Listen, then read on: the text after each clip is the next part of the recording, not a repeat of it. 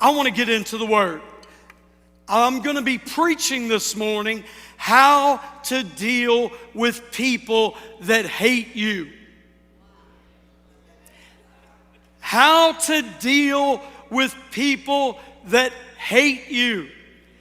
How many of you have somebody that is working against you in some area of your life? No, if you've got somebody working against you on your job, in your life, I want you to just give God a praise, because today is your breakthrough. Oh, come on, don't give a golf clap. Give him a shout. I would be remiss while preaching on the story of Esther if I didn't pick out the main character of the book today. I'm going to be preaching on Esther next Sunday and the following Sunday. Mighty woman of God. But I want to focus on the problem, the person that caused the issue. So go with me to Esther chapter 3. You can follow along on the screen. Esther chapter 3, starting in verse 1, and then we're going to jump down to verse 14. So when you get there, shout, I am there. All right. It says, Esther 3 and 1. After these events, King Xerxes honored Haman, the son of Hammedatha. Now I want to pause right there for a moment. Has anybody ever had a situation where your company, your place you work, whatever it is, gave a promotion to someone that was an idiot? Has anybody here in corporate America, your job, ever dealt with the boss promoting somebody that did not need to be promoted into that position? Does anybody know what I'm talking about? If you know what I'm talking about, shout amen. Thank you. That's pretty much every one of us. So the king, for some reason, promoted this guy named Haman. Let's find out about him. It says he was the Agagite. Agagite. How many of you know that sounds bad enough? Elevating him and giving him a seat of honor higher than that of all the other nobles. Verse 2, all the royal officials at the king's gate knelt down and paid honor to Haman.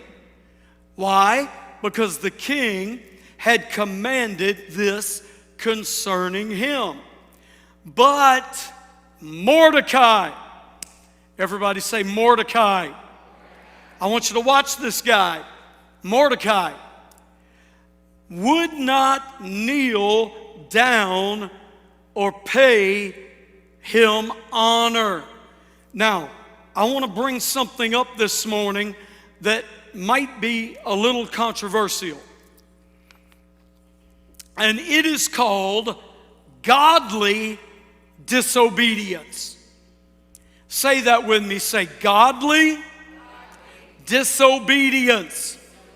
How many of you know that there comes times when, as Christians, with the Word of God, we cannot agree with what is going on?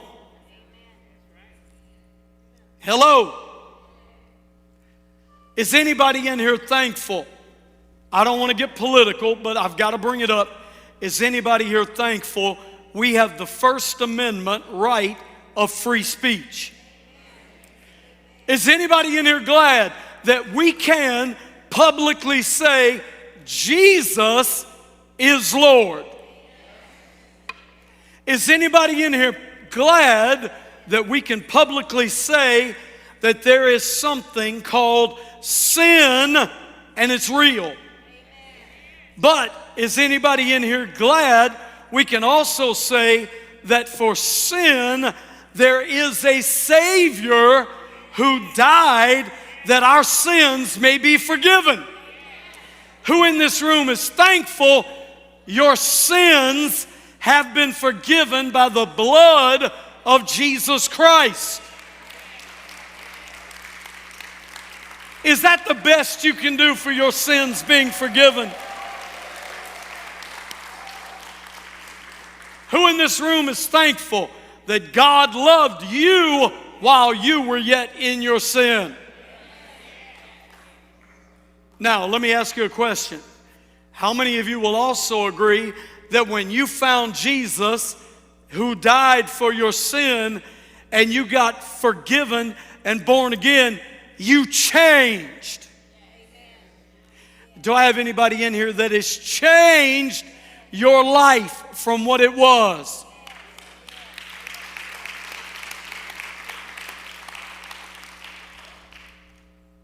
Amen. Now, let's go back to Haman. We got a problem here. Mordecai said, I'm not going to bow to that guy. I only bow to one person, and that is God.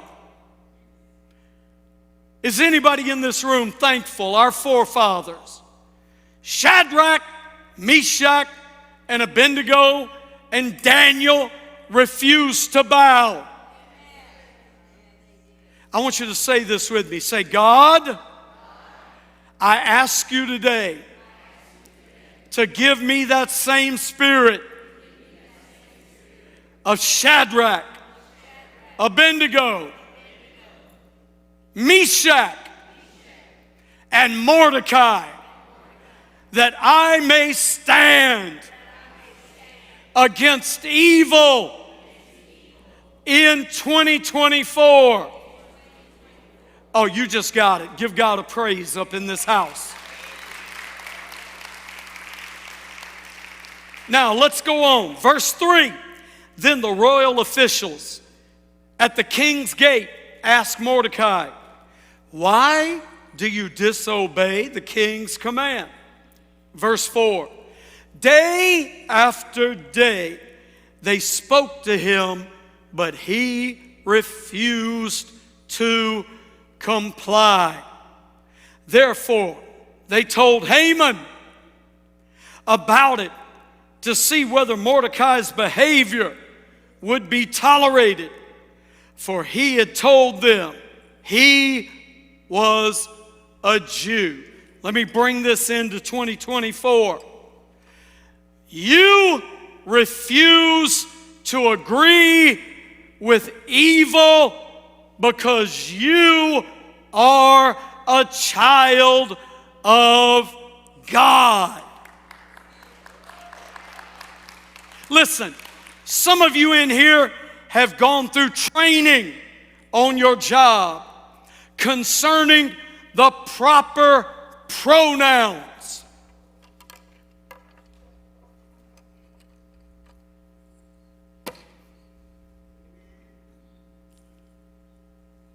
I want to know who in this room and watching are going to be godly enough to say, I love you, I respect you, you can call you whatever you want, but please don't force upon me to call you they, them, her, if it's a him, and him, if it's a her.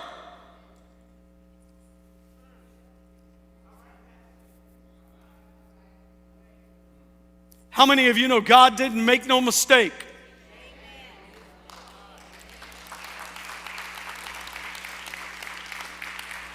You can be whatever and whoever you want to be, but don't enforce upon me that I have to agree with you. Everybody say godly disobedience.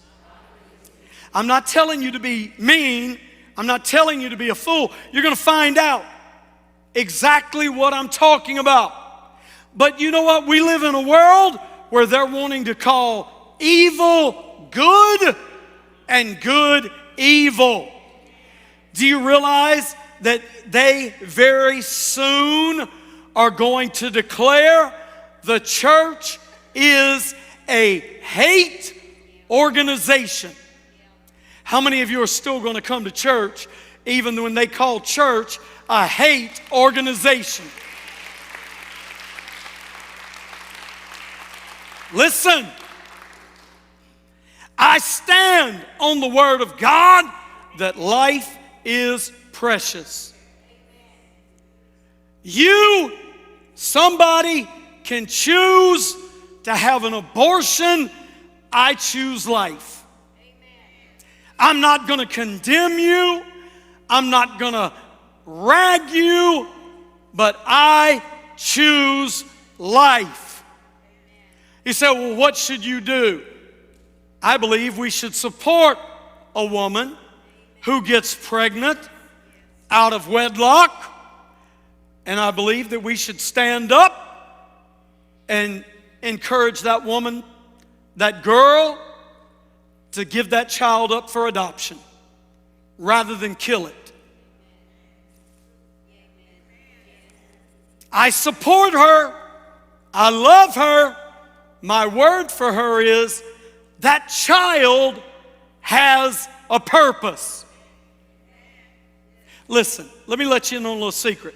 If there was ever anybody that should have got an abortion, there was, many years ago, a young 16-year-old white girl who got involved in a romantic relationship with a 28-year-old African man. Not just black, he was from Africa. That 16-year-old girl got pregnant. In today's society, she would have been told, get an abortion. You don't need to keep it. It will ruin your future. You will never be able to accomplish what you need to accomplish. Let me tell you what happened. She had that child out of wedlock. She went on to become a very successful, professional individual who did work around the world. And that child, who she refused to abort, became the 44th President of the United States of America, Barack Hussein Obama.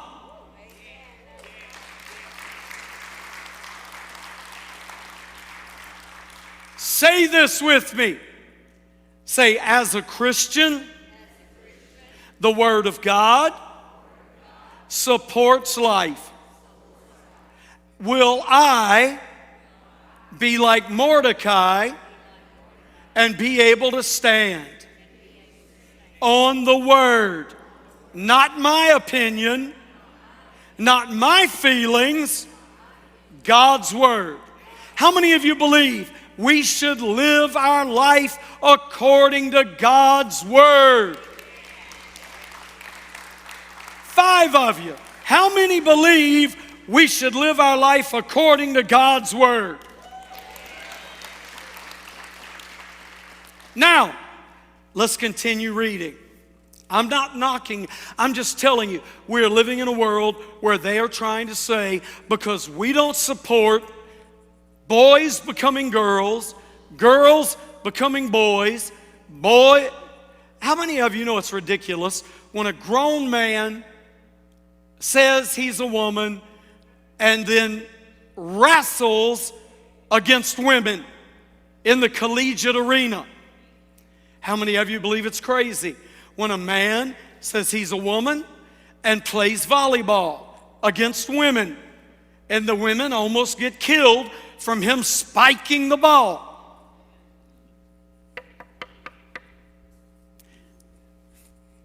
You can hate me, you can get mad with me. It's not me you're mad with, it's the Word. I want you to Google this. I'm taking just a moment. I'm going to get past this. I want you to Google this. A whistleblower in the medical industry came out this past week, and there's an article that the mainstream media will not run because it doesn't fit their agenda. But this person came out and said that they were shocked that almost all of the people who they've seen have a sex change has come back and begged if they could get a replacement to go back to what they were.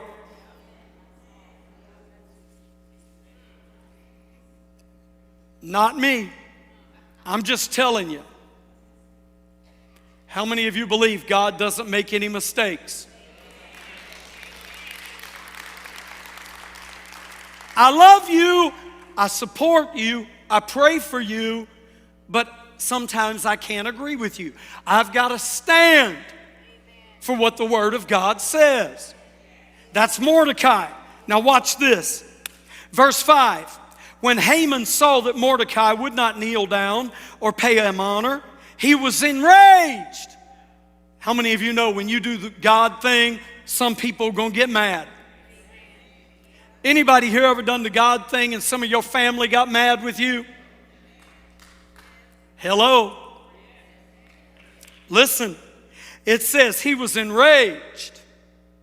Yet, verse 6, having learned who Mordecai's people were, he scorned the idea of just killing only Mordecai. Instead, Haman looked for a way to destroy all of Mordecai's people, the Jews, throughout the whole kingdom of Xerxes. I'm telling you right now, there is coming very soon a movement that is going to try to stop the church because they believe we're hateful, because we don't agree with everything the world does. Who in here wants to stand for what's right according to God's word rather than just go with the world?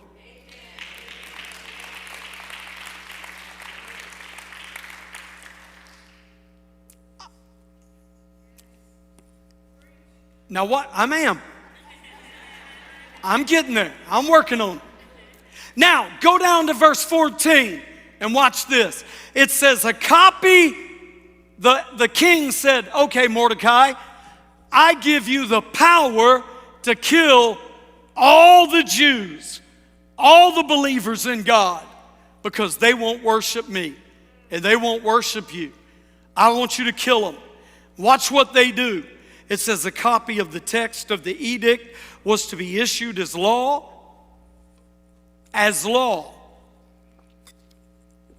in every province and made known to the people of every nationality, so they would be ready for that day that they were going to kill all the Jews. The couriers went out, spurred by the king's command, and the edict was issued in the citadel of Susa. Now watch this. The king and Haman sat down to drink. But the city of Susa was bewildered. You know what the devil does? When he thinks he's getting his way, he's going to throw a party. Who in this room, who at home, is ready to bust into and ruin the devil's party when he tries to destroy you? Now, I want to know who is with me that we're going to bust up the devil's celebration of destroying our life. If you believe that's God, give God a praise up in this house. Now, I want to look into how many of you like to get the story behind the story? No, who in here likes to get the background? You know, you see a news story, so-and-so did this. I want to know why they did it. I want to know the background. Why did Haman do what he did? I want to go into who is Haman, because every one of us have got a Haman in their life. Look at your neighbor and say, neighbor, whether you know it or not, there's a Haman working to mess you up. And you just wait, because God is going to do to them what they thought they were going to do to you. My God, somebody ought to give God a praise. Wow! How many of you are ready for the fool, the idiot, the wrong person that got promoted over you and now is making your life a mess, for God to turn that around and deal with them? No. Somebody say, He'll do it. Come on, say it. He'll do it. Let's find out about Haman. Number one, he was the antagonist of this Purim story. Now let me tell you what Purim is. At the end of this story, I'm getting ahead, but I've got to cover this. At the end of this, Haman, who was going to kill Mordecai and all the Jews, he built gallows. You know what ended up happening? Haman and 10 of his sons were hung on those gallows. How many of you are ready for God to flip the script? No, come on. How many of you believe God can flip the script in your life and turn it around? Say this with me. Say, it's about to get turned around. It's coming to light. God is working behind the scenes. I have a Purim, a celebration to remind myself the devil wanted to wipe me out, but my God turned it around. Give him a praise up in this house.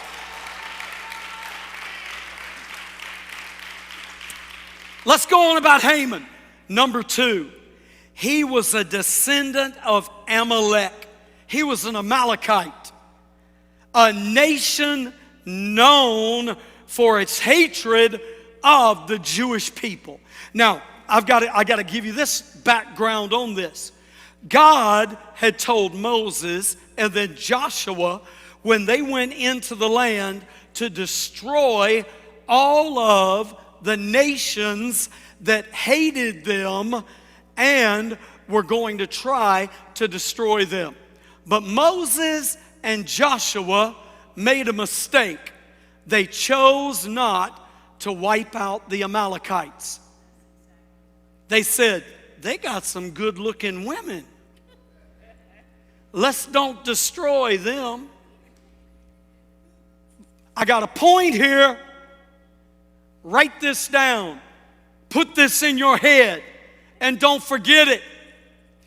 When we don't get rid of everything God said for us to get rid of, it will come back to bite us later.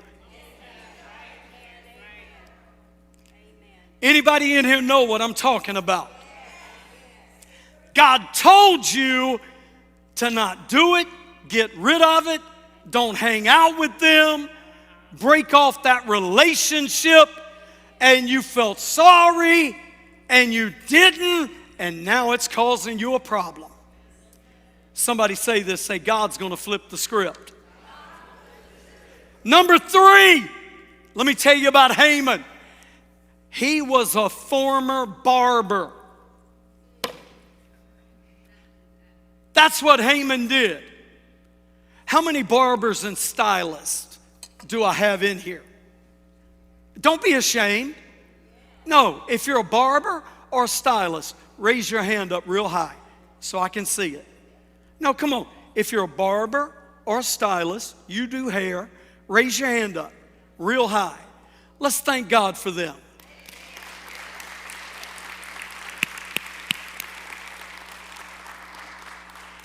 How many of you know they make us look good? That's probably why King Xerxes exalted Haman. He gave him a good haircut. Made him look good. But let me go one step deeper. How many of you will acknowledge the fact that it's at the barber shop or the beauty shop where you get all the dirt?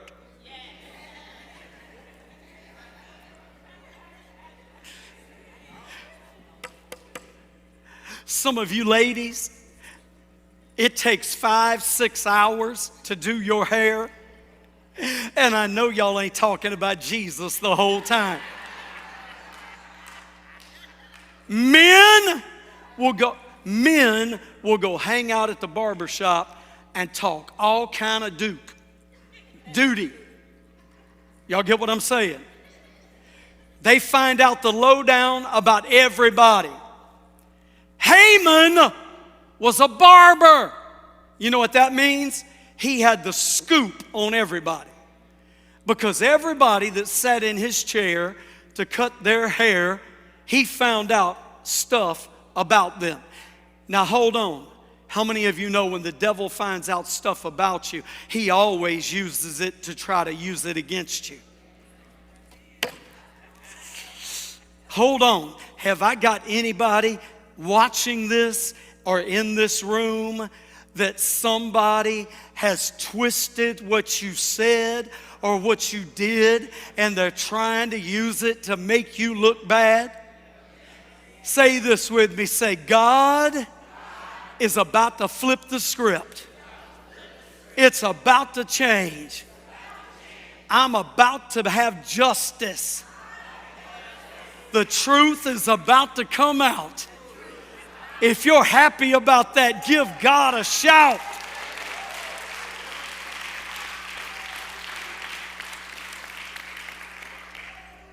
Number 4 about Haman. He was a misogynist. He hated women.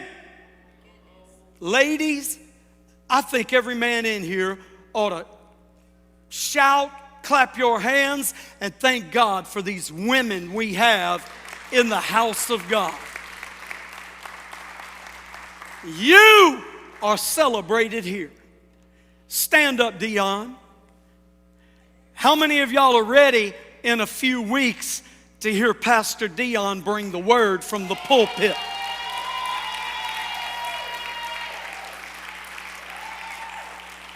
Woo! She's about to light it up. How many of you know we're living in a day and age where God uses women as much as men? Ladies, welcome. You have broken through the glass ceiling. You are not. Now watch this, because I'm about to tell you something. Number 5 about Haman, 5 things. He was manipulated by his wife.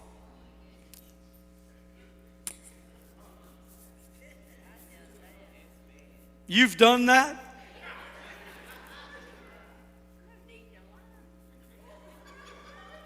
My mother just admitted she manipulated my daddy.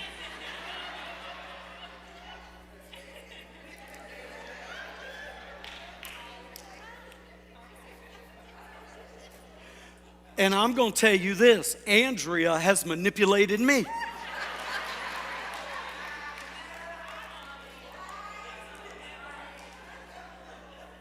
How many men are smart enough to know you better make mama happy? A happy wife is a happy life. That's your queen. You better make her happy. But now watch this. She manipulated him. How do I know? Haman was given the bad idea of building the gallows for Mordecai by his wife, Zeresh, and all his friends.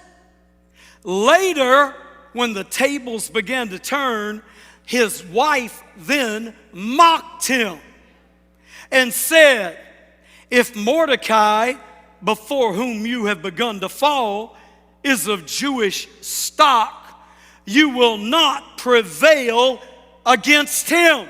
She told him to kill him, and then she said, "It don't look like it's going to work. He's going to kill you." Watch what happens. Tradition tells us that after Haman and 10 of his sons were killed, Zeresh fled in disgrace with his surviving 70 sons. And she was reduced to begging from door to door. Come on, say this with me. Say, if I will. Come on, say this. Everybody, say this. If I will just trust God and hold on to Him, my enemy will be disgraced and I will be delivered. Give God a shout up in this house for that. I don't have time for point 2, because point 2 is, are you willing to stand for God? How many of us in this room are ready to take on that same spirit of Shadrach, Meshach, Abednego, Daniel, Mordecai, Gideon, Barak, Samson, Jephthah, David, Samuel, and the prophets? If you're ready to have God give you that spirit to stand for what is right, give Him a shout right now and thank Him.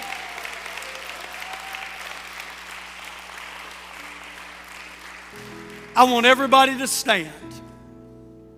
I'm wrapping up. I've got 1 minute to give you 5 points. Somebody said, you ain't gonna make it. I know. But it's all right. We're gonna be out in a minute. I want to bring it down to this. How do you deal with people that hate you? Anybody want to know the answer to that? All right, I'm going to tell you what the Word says. In 2 Peter chapter 3, verse 9. The Lord is not slow in keeping His promise, as some understand slowness. Stop right there. How many of you have been waiting and waiting and waiting for God to turn that situation around?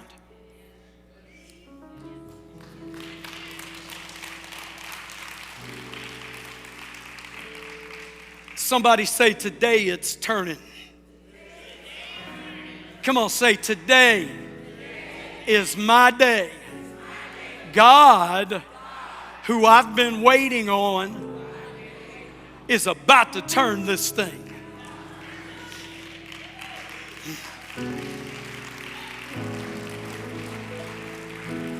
Instead, He is patient with you. How many of you are thankful God was patient with you? So think about this, that undeserving, hateful, despicable individual that got promoted over you for you don't even know why. God has been patient with them, not wanting anyone to perish, but everyone to come to repentance.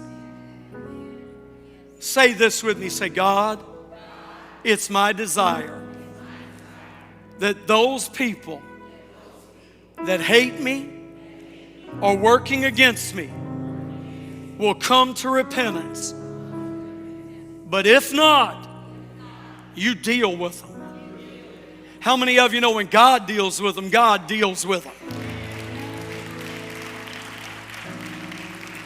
So, let me give you these 5 things. Number 1, devise a game plan. Setting intentions can really change whether the communication will land or not. When you have someone that is actively, angrily working against you, have a game plan. And let me tell you what the Word says.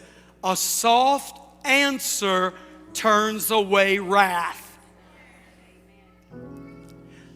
I want you to say this with me.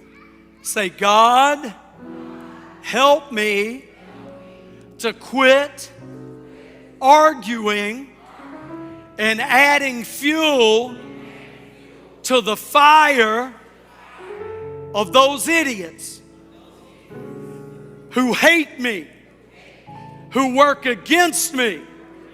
Give me wisdom to have a soft answer. Woo! Number 2, keep it all in perspective. What do you mean by that, Richard?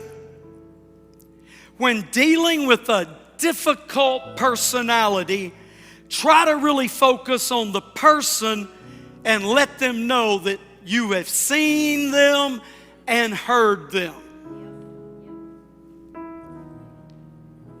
This is how you do it. Look at somebody next to you.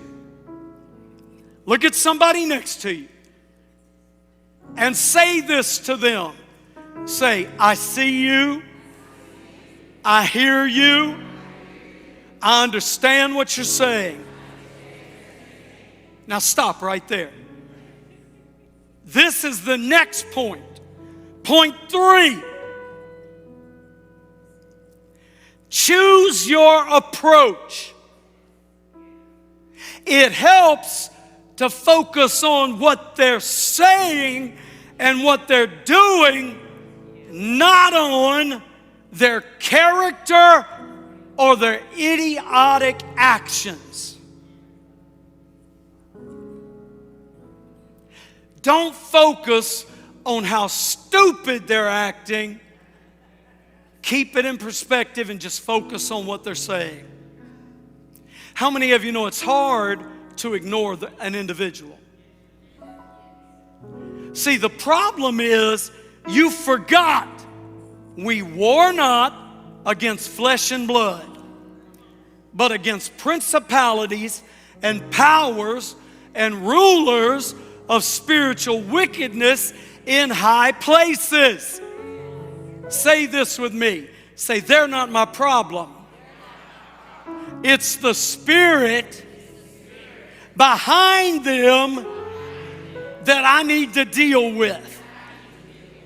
How many of you believe God's given you authority over all the works of the devil? Tell them to come on. Ben, y'all come on. Number 4. Here we go. You're going to like this one. Know when to call it out.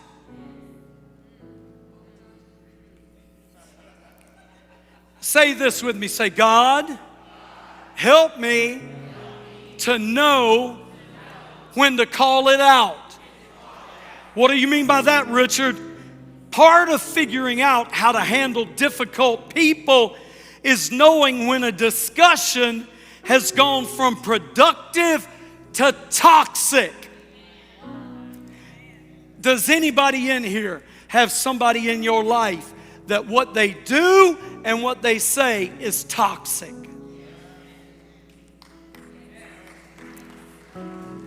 Let me show you how to deal with this. Come here, Ben. Ben said 2 weeks in a row. He got upset with me. Not upset. Because the last sermon I called him out as a blind man. And he said, don't you know I can't see out of one eye? Be healed.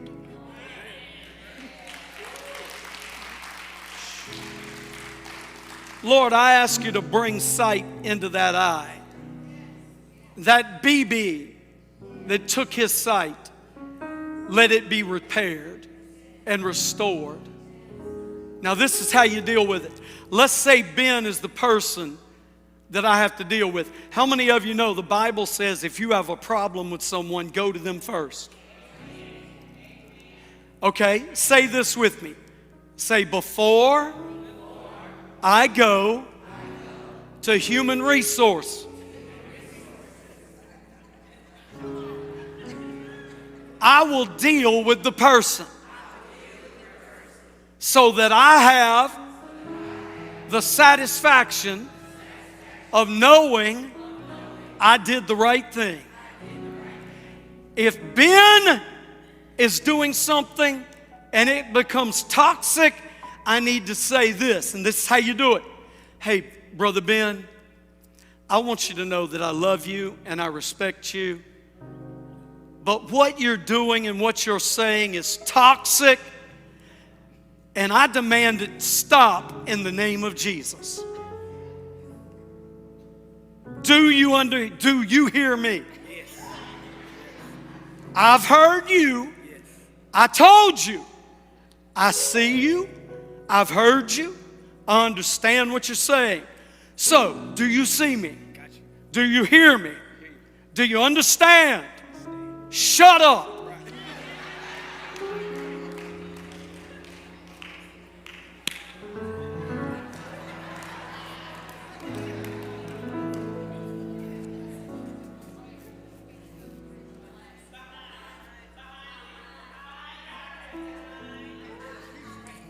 Oh! Last one. Number 5. Ultimately, you need to decide when to drop the issue. Somebody say, let it go.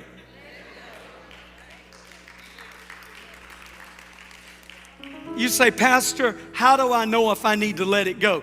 If they're living free in your head. If you keep talking about them. If you keep bringing them up. You need to let it go. Let me read this. Listen, this is what I got.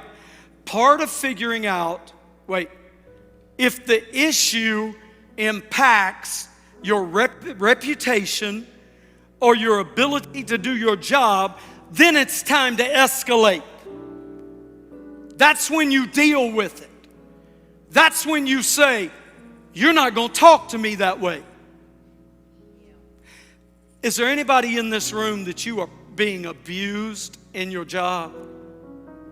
Abused in a relationship? Abused in a situation? How many of y'all are ready for it to stop today? Now hold on. Say this with me. Say, I may need to go to human resource, but I first need to go to God. Because if God deals with it, it's going to be all right.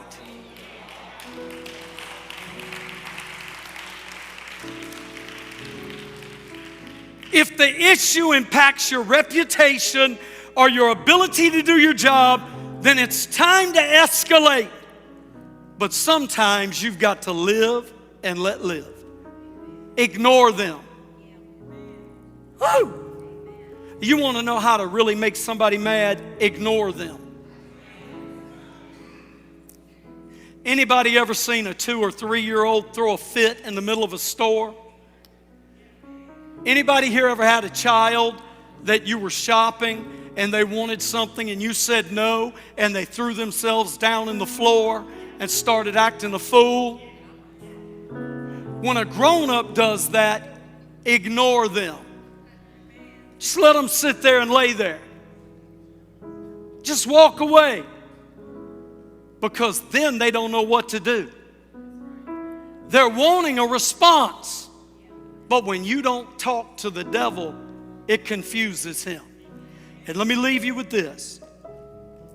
Proverbs 21:1 says, in the Lord's hand, the king's heart is like a stream of water that he channels toward all who please him. In the King James, it says, the king's heart is in the Lord's hand, and he will turn it whichever way he desires. Mordecai stood, Haman died, and Xerxes changed his mind.